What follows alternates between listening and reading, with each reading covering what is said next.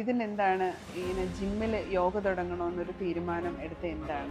ഞാൻ എന്നും പറയുന്ന പോലെ JPs നമ്മളൊരു ജിമ്മായിട്ടുള്ള കോൺസെപ്റ്റിലല്ല ഞാനിത് ഇപ്പോഴും കാണുന്നത് അല്ലെങ്കിൽ തുടങ്ങി വെച്ചപ്പോഴും.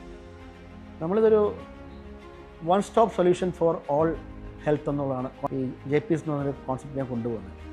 അപ്പോൾ നേരത്തെ എപ്പോഴും കഴിഞ്ഞ നമ്മുടെ ഇതിൽ പറഞ്ഞതുപോലെ തന്നെയാണെങ്കിലും എപ്പോഴും ഓരോന്നും പുതിയത് ആഡ് ചെയ്യുക.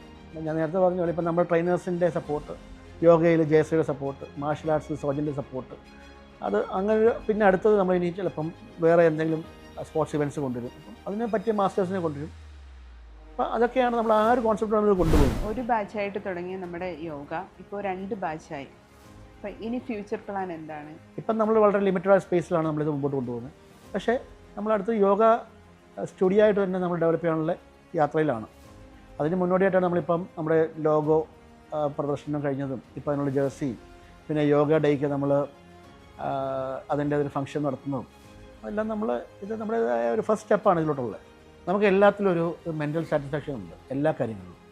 അപ്പോൾ നമ്മുടെ ഇപ്പോൾ യോഗയിൽ നമുക്ക് വന്ന ഒരു മെൻ്റൽ സാറ്റിസ്ഫാക്ഷൻ നമ്മുടെ മെമ്പേഴ്സിൽ നിന്ന് പോസിറ്റീവായിട്ടുള്ള റിവ്യൂവും അവർക്ക് ഉണ്ടായ ചേഞ്ചസും അവരിൽ അനുഭവിച്ചിരുന്ന പല കാര്യങ്ങൾക്ക് അവർക്ക് വ്യത്യാസം വന്നപ്പോഴും നമുക്ക് കിട്ടുന്ന ഒരു സന്തോഷമുണ്ട്. നമുക്കത് കേൾക്കുമ്പോൾ നമുക്കൊരു സന്തോഷമുണ്ട്. അതാണ് നമ്മൾ ഡ്രൈവ് ചെയ്യുന്നത്. ഇത് നല്ല രീതിക്ക് തന്നെ മുമ്പോട്ട് കൊണ്ടുപോകാനുള്ള ആ ഡ്രൈവ് നമുക്ക് തരുന്നതും അതിൽ നമ്മൾ ഫോക്കസ്ഡ് ആവുന്നു. അത് ഇനി നന്നായിട്ട് കൊണ്ടുപോകട്ടെ. നമ്മൾ ഇതുപോലെ തന്നെ മുമ്പോട്ട് നല്ല രീതിക്ക് കൊണ്ടുപോകും എന്ന് എനിക്ക് നല്ല ഉറപ്പാണ്.